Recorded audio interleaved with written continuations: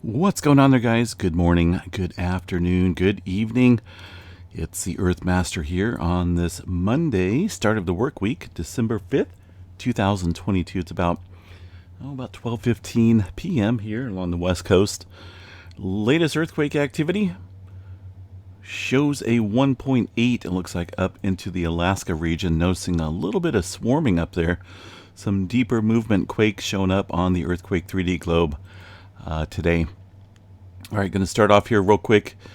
Let's get rid of that globe here real quick here, and we'll take a look at the VOG forecast here along the big island of Hawaii. Now, this is SO2 concentrations, concentrations, SO2, sulfur dioxide. And things are at the surface level, kind of going away from Hilo, heading towards the west as the general surface winds show here. Kind of shooting over there towards the Honolulu area. But by the time it gets over there, the concentration levels are much weaker. But I want to show you guys the windy map here. This is the latest information here on the SO2 concentrations. Now, all this SO2 does not just simply disappear into the atmosphere. Well, it does. I mean, if you want to look at it that way, but there's concentration levels up there kind of kicking up pretty nicely. Here is the big island. Kind of see that there. It gets spread around here at the surface, and then it gets lifted aloft up into the cooler air and into the jet streams. Here is looks like a trough of low pressure here rotating counterclockwise. Of course, high pressure will be clockwise here in the northern hemisphere, and kind of lifting some up here, it looks like, into this level.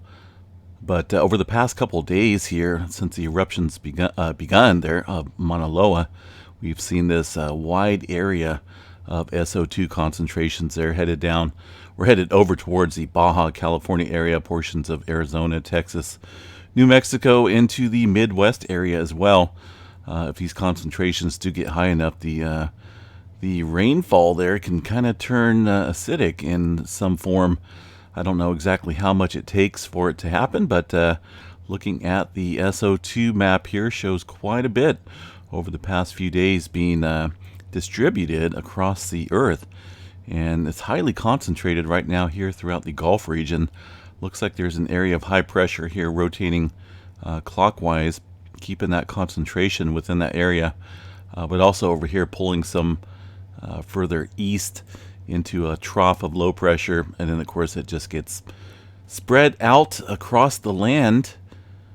And this is just something I'm kind of watching, waiting on a email back from Ken Han. I'm kind of curious to see what he thinks about all this and if it'll have any effects on the environment. I know I was reading some articles here last night about major eruptions can cause a period of cooling, global cooling, 3 years after a major eruption. Now, this is definitely putting a lot of SO2 into the environment, into the air, into the atmosphere, and it's spreading across pretty rapidly. And I just don't know if this is going to be enough to cause any environmental effects. I'm sure it will. How far down the road will remain to be seen. But for now, definitely producing quite a bit of SO2 emissions there from the Big Island. We'll continue to watch that. And, of course, I'll report back when I hear from Ken Han. Probably busy. Probably got his plate full. It is Monday. But we'll wait and see if I get that email back from Ken. And, of course, I'll share it with you guys here on the channel, as I always do when I try to get a hold of these government agencies. Texas, a 3.0 earthquake out in Mentone, Texas. Out there around the, let's see if it's within the oil fields here. We've been seeing a pretty good swarm of activity. Yeah, I would say it's out there. A little bit closer inspection here shows these wastewater ponds and injection well sites out here. Just a whole lot of activity been kicking up here within this region. Over the last couple years has really been ramping up. Over the last 30 days or so, I'll show you guys activity here within this region. We got specifically around this area about 331 earthquakes, including a larger one, a 5.4 there in that area of just outside of Pecos, Texas, but within that oil field and wastewater injection disposal sites. That's a lot of earthquake activity, and that will continue for the future. Okay, Oklahoma got some activity kicking up out there around Minco. Is that Minco or Minso? Minco, I'm guessing. I haven't really been corrected on that yet, so I guess I'm pronouncing it correctly. Out here, there's a couple different fault systems that run through here. I didn't really see any major wastewater disposal wells out here, but not saying that there isn't any. Just kind of hard to see if there is with all that vegetation out there on the land. But they've been having a little bit of swarming activity out there as well. All right, let's see what we got here for the rest of the country. A little bit of activity up against the Appalachian Mountains there about 4 o'clock this morning near Sweetwater, Tennessee. Again, just outside the Great Smoky Mountains. There's definitely some fault systems out there. You can kind of see the features of the different levels. Look at that. Pretty cool looking little features against the mountains. Let's see what we got up here around the Yellowstone area. Not a whole lot showing up here today. Did have a 2.9 coming in to the Harrison, Montana area just a few hours ago. 2.9 at 9.6 kilometers deep. I'm going to check the Yellowstone seismographs while I'm in this location. And I believe that 2.9 is showing up there right here on the graph. Doesn't look like a localized earthquake. Definitely looks distant, but it did show up there from Montana into the area here of Yellowstone in Wyoming. But as far as localized earthquake activity here at Yellowstone in Wyoming, not a whole lot going on. Looks pretty calm and clear for the earthquake activity. Pacific Northwest here into the state of Washington. Got some activity ramping up today around Mount St. Helens. Not volcanic activity, just earthquake activity currently. No signs of an eruption, no signs of any type of increasing activity, aside from a couple small microquakes there around that volcano. Over here around the Columbia River, it looks like a 1.5 along the border, just north of the border. About 16 kilometers deep, not that big of a deal. Still seeing some activity out here in the northern Nevada area. Looks like that kicked up. Let's see. Better bring up the newest magnitudes first here so we can kind of see what we're doing. Looks like about 3 o'clock in the morning. Last one kicked off here, 1.5. All right, California. Still some activity out here around Mauna, Nevada, northwest of Tonopah. Aside from that, nothing really popping up here in Northern California. Things look pretty quiet aside from our typical Clear Lake volcanic field area with the Calpine hydrothermal operations there ongoing. 1.6 just on the San Andreas Fault there, just outside of Watsonville, outside of Gilroy. A little bit of activity kicking up there. Specifically within this area, some 2s and 1s. Also some activity up against the coastal range here. Up against the Diablo range, got some looks like a couple small 2s kicking up there, including a 2.8 coming in yesterday. Latest one within this area, a 2.4 coming in about 9 o'clock this morning time period. All right, Southern California, a little spotty out here as well. Some movement across Los Angeles overnight. Nothing big, a couple upper 1s. But that's generally common throughout that area. About the same for Anchorage, Alaska. Not a whole lot of movement up into the mainland area, but here along the Aleutian Trench yesterday, and it looks like earlier this morning as well, things kind of kicking up in the upper 4 range. The latest one, a 4.8, 49 kilometers deep along the northern end here of the Pacific Ring of Fire. Throughout the Japan area, got a 4.8 coming in just a couple hours ago into the Japan Trench. 4.8, 58 kilometers deep and a little bit of activity throughout the Mariana Trench here as well last night. Let's see what we got for new activity within this region. Looks like the latest one here is going to be a 5.6 in the Tonga area. Getting a little bit of swarming of activity here once again. 35 kilometers deep. This might be brewing to something a little bit larger popping off here in the area. This region does see quite a bit of large-scale activity. Is the USGS going to work? There we go. In terms of historical data, look at that. That's a it's a massive amount of earthquakes there since about 1900. Some large ones in there as well. We're talking up around the 7.0 to 8.0 magnitude level for this area. So this, this region can definitely see some, and they do sometimes trigger tsunamis in this area. So we'll watch that for some further uptick. Kermadec Trench here has gone kind of quiet. I was just looking at the GeoNet servers. Let me see if I can bring up the, what do I do with them? Oh, GeoNet. There we go. Refresh that. Looks like some earthquake activity here today. A couple twos, or at least one 2.7 just a couple minutes ago. South island area. Aside from that, just a couple small microquakes across the region. I do want to check real quick at Taupo Volcano, which is going to be this one right here, Lake Taupo super volcano. Only a couple small earthquakes today. Looks like that intense earthquake swarm we are monitoring has died off for now, but not completely. It's just going to be one of those daily things that we're continuing to check in on for activity. But right now things look like they're kind of mellowing out there at that super volcano. All right, what else do we have here across the region? Not a whole lot of newer movement across the Middle East areas. Looking at the earthquake 3D globe here, verifies that.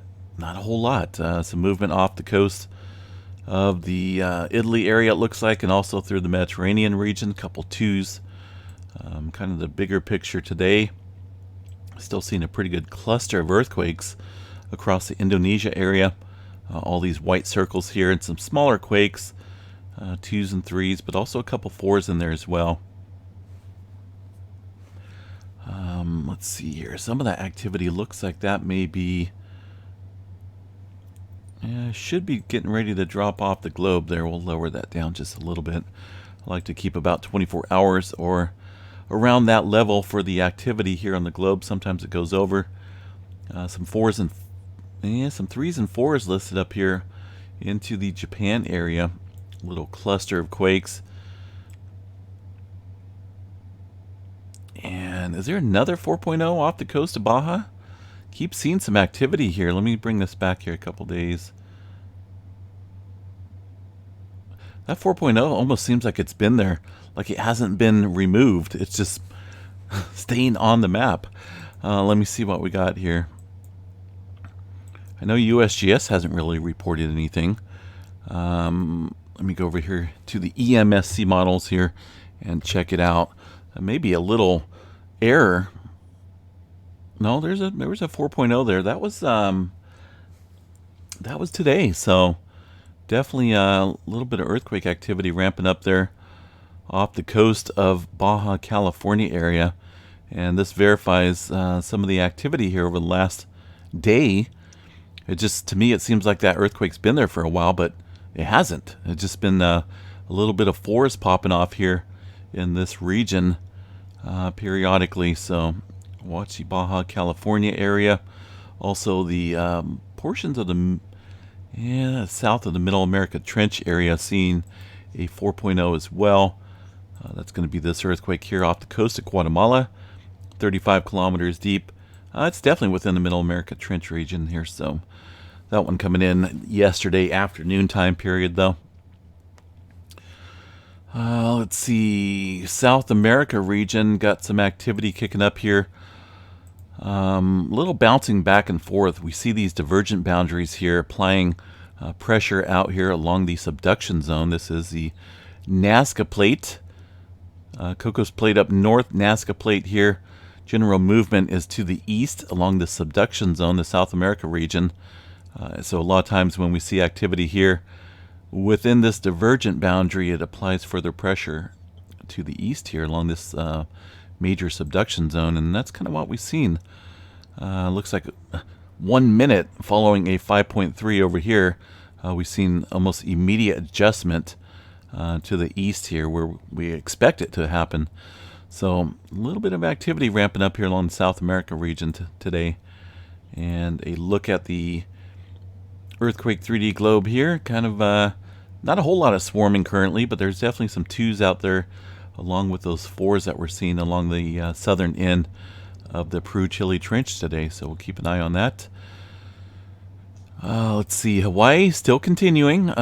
We did check out the SO2 emissions, earthquake activity continuing around the summit area of Mauna Loa and also Kilauea Volcano.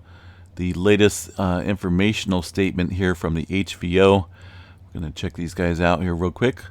We're going to check out Kilauea real quick here.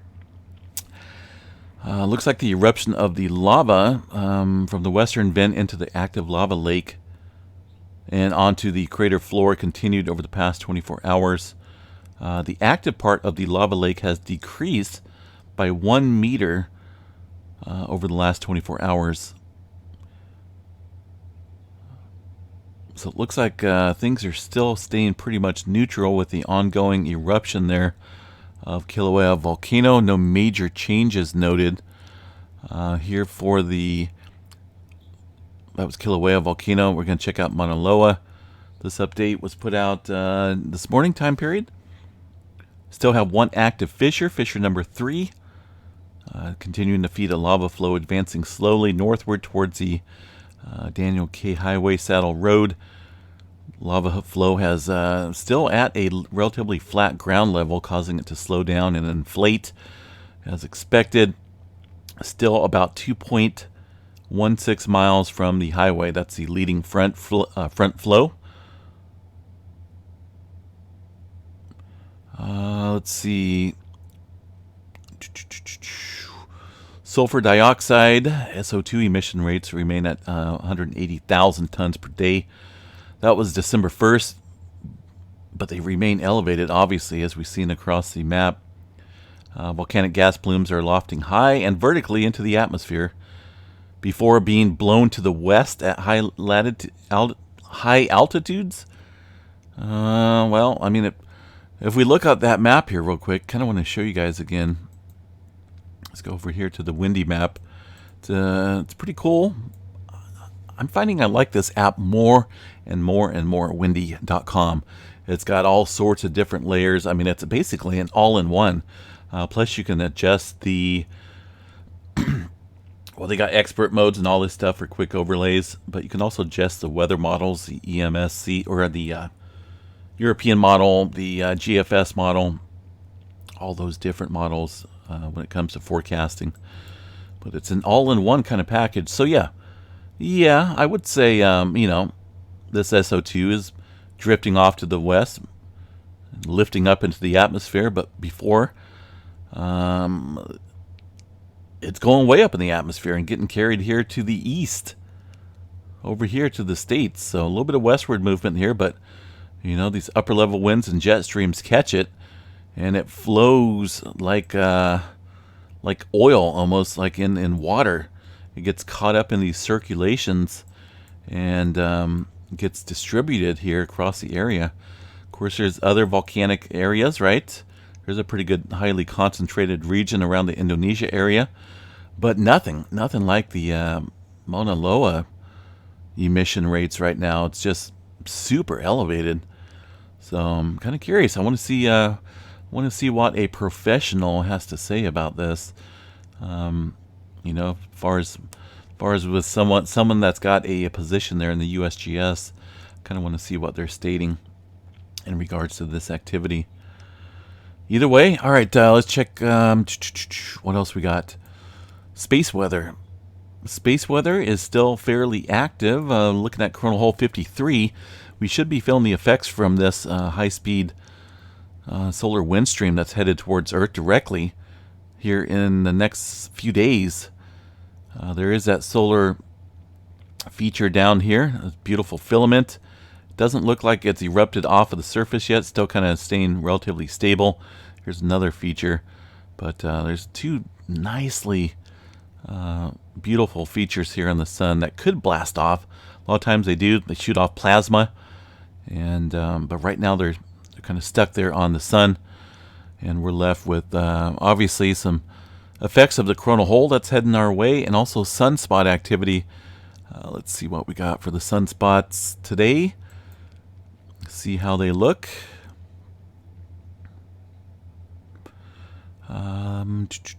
This one here is still pretty, obviously pretty large, and another large sunspot up here.